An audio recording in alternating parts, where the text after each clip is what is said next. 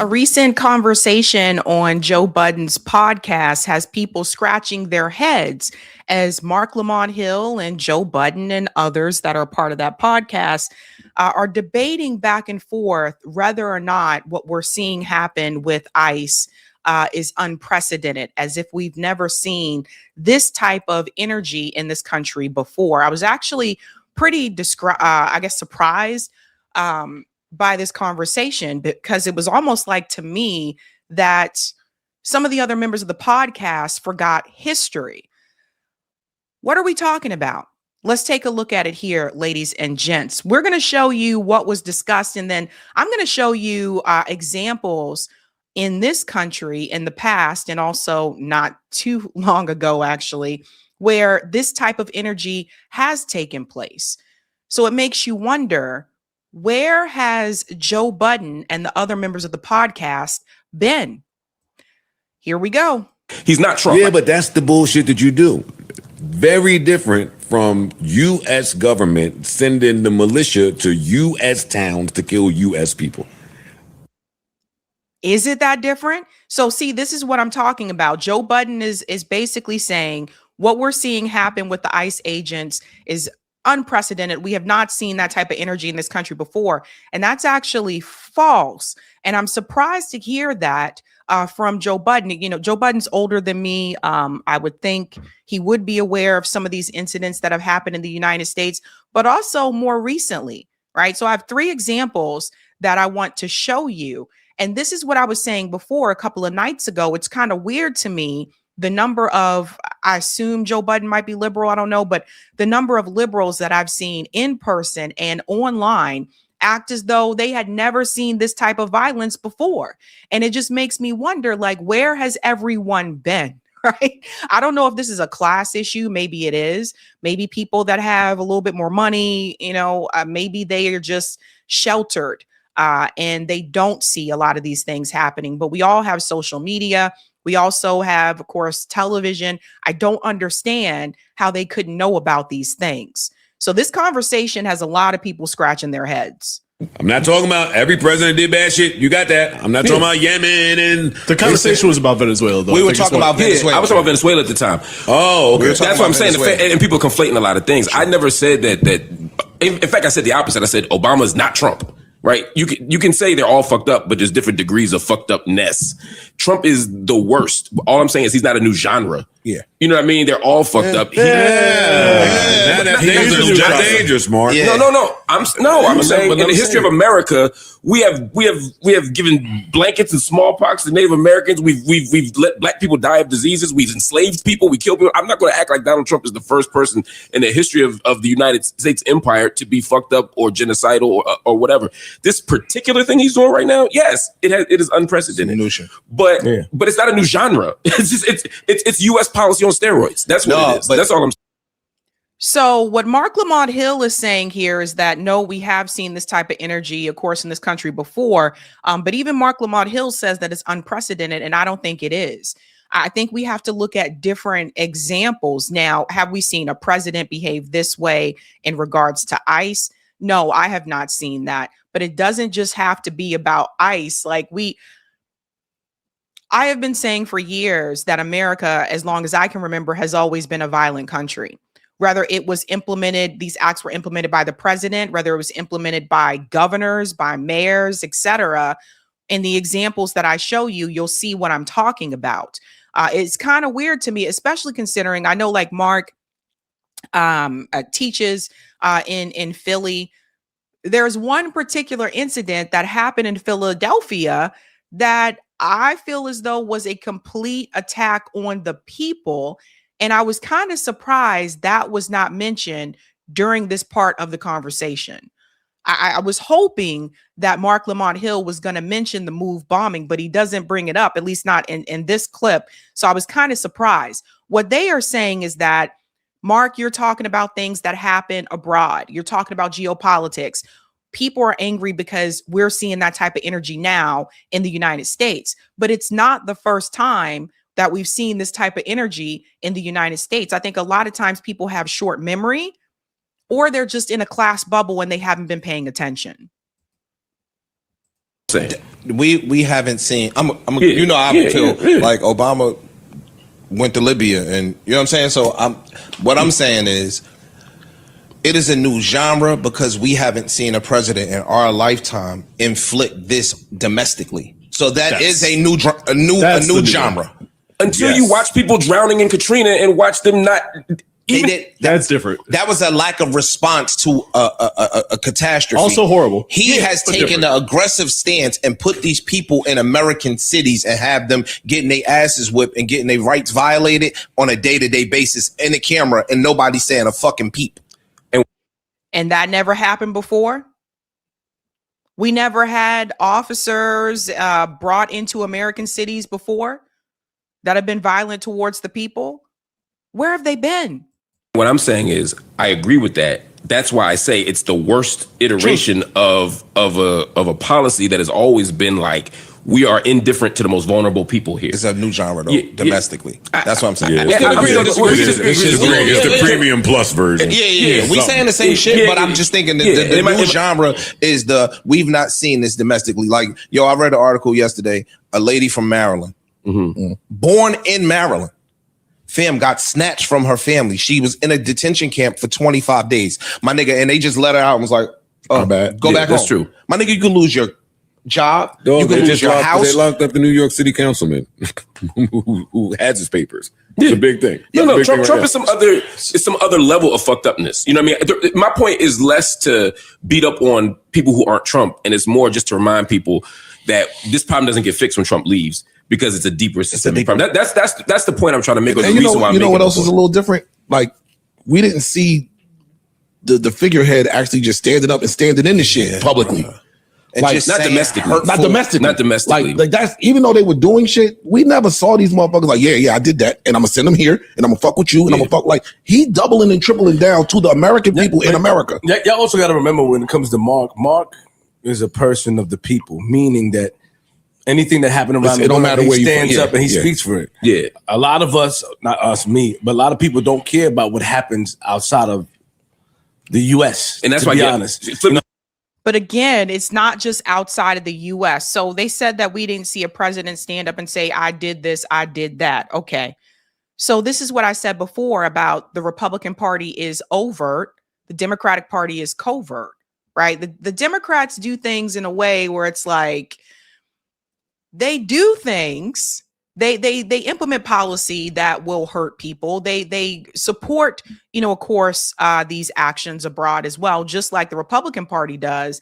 But they do it more so in a covert way. I think under the Biden presidency, when the genocide started in Gaza, was the first time, I think, where we did see Democrats, at least in my lifetime, were a little bit more blatant and overt about the fact that, well, no, we're not going to stop arming Israel, and we're going to keep giving them weapons, and they got to get the hostages home, right? So that was the first time I saw that, like, in my lifetime. And of course, that triggered multiple protests against Joe Biden, to the point where people were calling him Genocide Joe.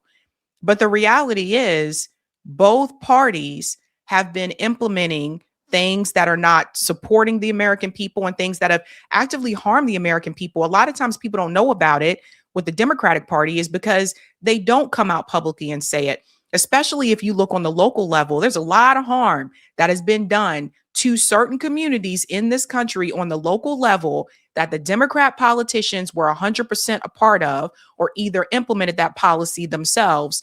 And people just kind of, shrug it off. Or it's like, if you don't live in that city, you didn't know about it. If you didn't live in that state, you didn't know about it. I can tell you again, as someone who lives right here in Massachusetts, I pointed this out very clearly in my documentary Removed, that a lot of these policies that took place that harmed Black communities here in Boston were implemented by Democrat mayors and sometimes a Republican governor. People don't know that. A lot of people don't realize there's been multiple times that Massachusetts had a governor that was Republican. In fact, our more recent governor, right before Maura Healey, Governor Baker, was Republican. So both parties have been doing it. Trump is more overt and out loud about it. No, when it comes to ICE, I haven't seen it done in this way. But even when it came to ICE with Obama, remember, Obama was the one who built those cages.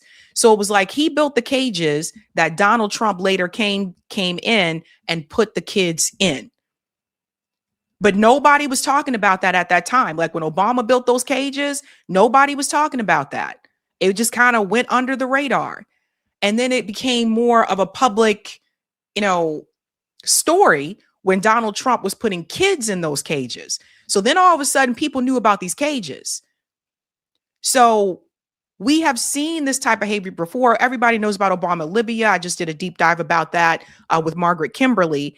But we all got to remember, this is the same guy who went to Flint, Michigan and pretended to drink dirty water in front of a room of people that have been affected by the water right there.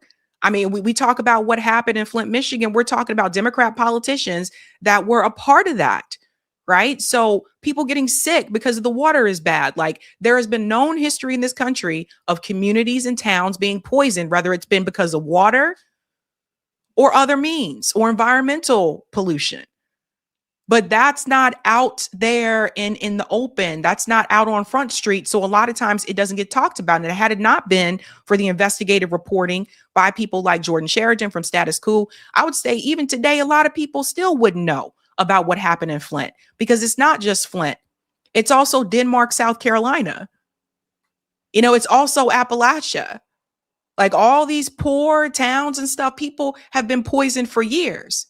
But unless you get an investigative local story public, a lot of times people don't know about it. I'm saying a lot of people don't care. So now that it's happened, it's like, oh wow, it was happening here. It might not, because that distinction to me is almost problematic. They've done it, but they did it over there. Now they're doing it to us, and it's like that's how a lot of Americans are responding. It's different. A lot of times, it ain't even that a lot of people really don't know what's going on outside of America. In other world or third world countries that experience that with dictator type commanders. I'm saying the average American who's not involved in international politics does not know the extent of what's happening over there. When this shit is at your front door or your neighbor or the next town over, it's different. So to a lot of people, this is their first time. You can hear about shit all day, but when it's like, but I can see how he's kind of desensitized. I don't know if I'm using. So let's pause here. He does have a point that a lot of times people don't know what's happening abroad. He's correct about that. I would say I think that's changed a bit since October 7th. I think more people are starting to pay attention to at least the U.S. involvement in foreign policy and where American money has been going for these wars. I think more people have woken up to that. But he's right that a lot of Americans weren't aware of what the U.S. government was doing in these other countries. Obama is a great example. A lot of people just weren't really paying attention to what Obama was doing in Libya, all those people that were killed. But these things have happened here. That's just why it's shocking to me that all of a sudden people are like, oh my God, this is a violent country. Like it's always been that way. It's always been this way.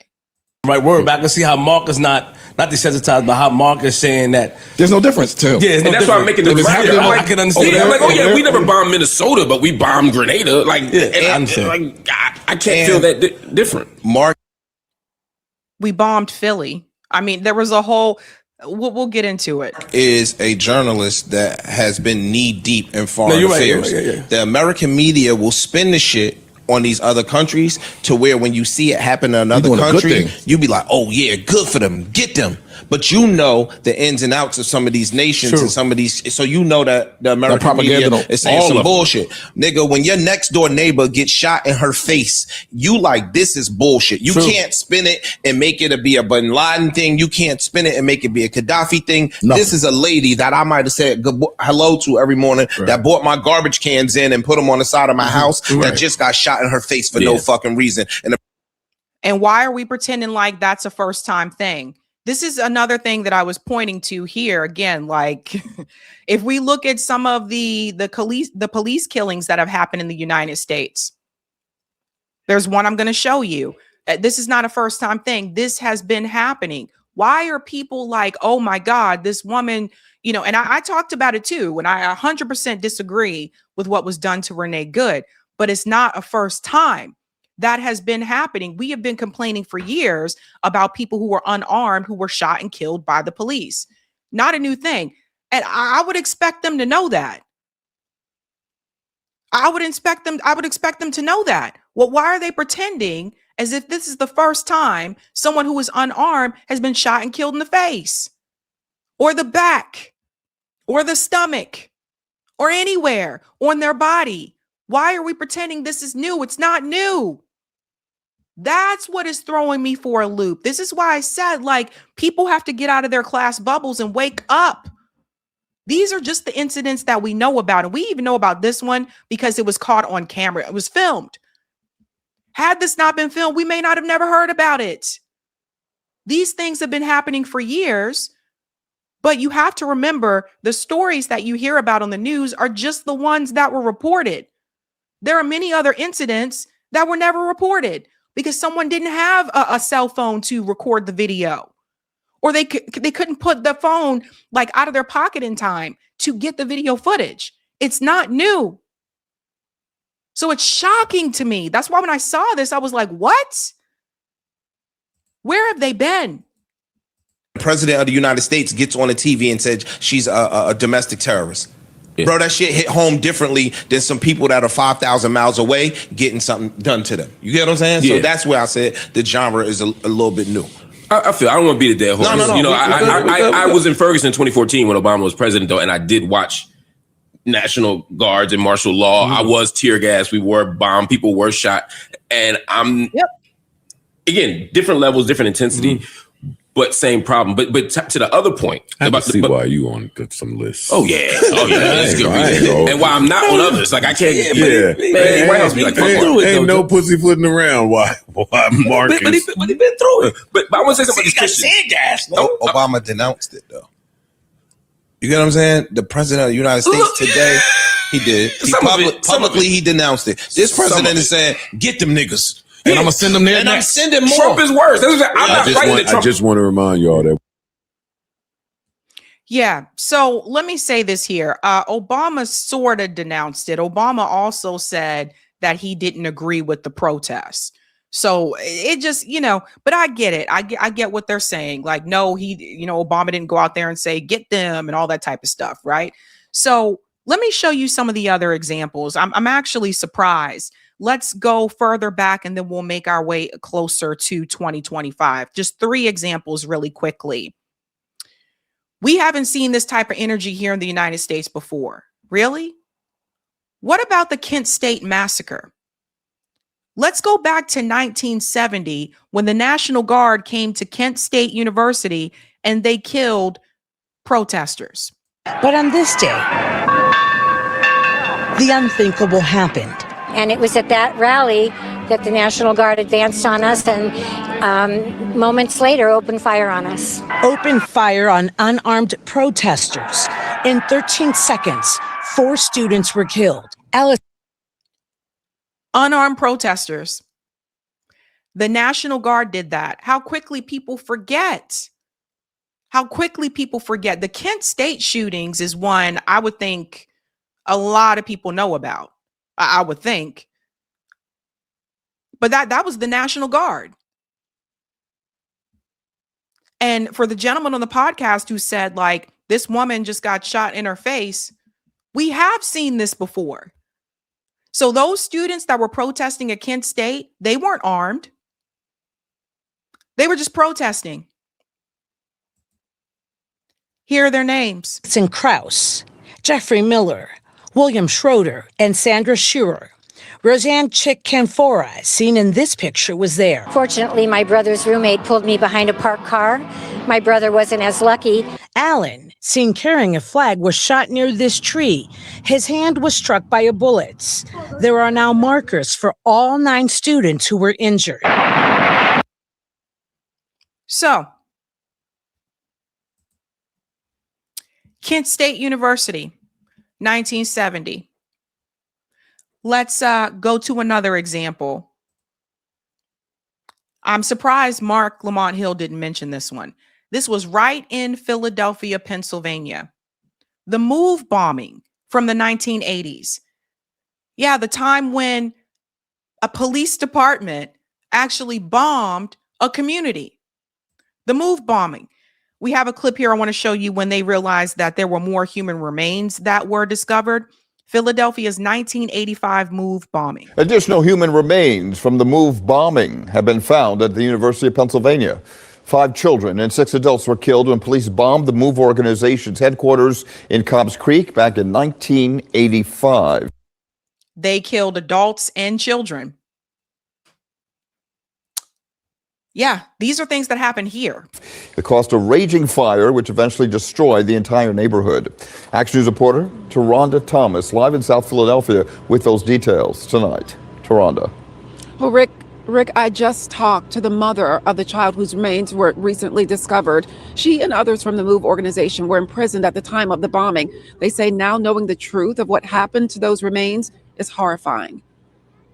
And they keep putting this up in my face. A 39-year-old wound once again reopened. They dropped a bomb on our family. They locked us up for 41 years for something we didn't do. Janet Africa's 12-year-old daughter, Delisha, was one of 11 people killed in the 1985 bombing targeting the Black liberation group MOVE.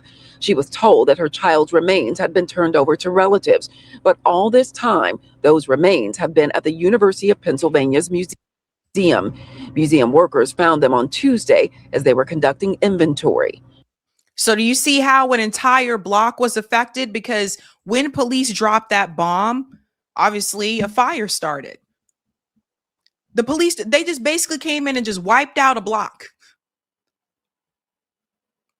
Direct harm right here. That wasn't Libya. That wasn't Gaza. That was right here in the United States.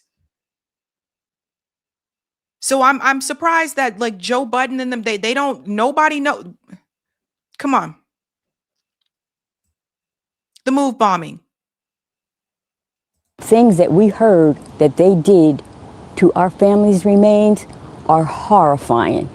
In 2021, the University of Pennsylvania admitted to keeping the bones of at least one victim. There was also a box of remains discovered at the City of Philadelphia's medical examiner's office. Remains of victims were also being used at Princeton University. So they had remains at the University of Pennsylvania for all those years. It's just like, no, I mean, we've seen this type of violence multiple times before in this country. And then one more recently, the gentleman who was on the podcast that mentioned someone just saw their neighbor get, shot in the face. Okay. I just want to remind you about Philando Castile. Philando Castile was in his car. Police officer told him to grab his driver's license. Philando Castile was in the car with his girlfriend and his daughter was in the back seat.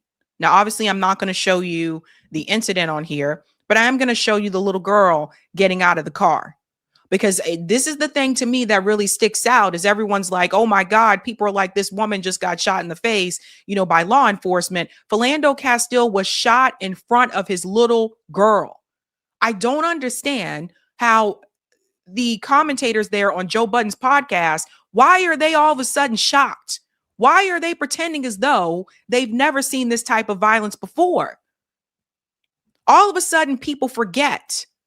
Here was the little girl coming out of the car. As Officer Yanez continued to point his weapon at Castile, you can see an officer coax and pick up Reynolds' then 4-year-old daughter, who was in the back seat during the shooting. Right there. Everybody remember that? Said, get the baby girl out of here. And then even after he killed Philando Castile, he continued to point his gun at him. So why are we surprised? Why are people surprised with the energy that they saw with ICE? And those are just 3 examples. We can go all the way back to, the destroying, the burning down, the tearing down of Black Wall Streets. Like, this country is not immune from violence. It has been a violent country as long as I can remember. And history shows us that. So no, to Joe Budden and his comrades, no, it's not just about geopolitics. Things happen right here. And I'm really starting to wonder if this is a class issue, if maybe you just don't know about these things or you're not caring about these things because of the class that you are in. It really makes me wonder. And so I don't know, man. Like people really have to wake up. Really got to wake up. I'm still shocked at the number of people who were like, I can't believe this happened. I can't believe they killed this woman. People have been being killed by law enforcement for years who were unarmed, who had nothing. But everyone's all of a sudden shocked. And you know what that tells me? That tells me that we still have a long way to go. We have a long way to go when it comes to history. We have a long way to go when it comes to educating people about what this country really is. Hey guys, this was a Sabby clip. If you like what you saw, hit that like button and subscribe.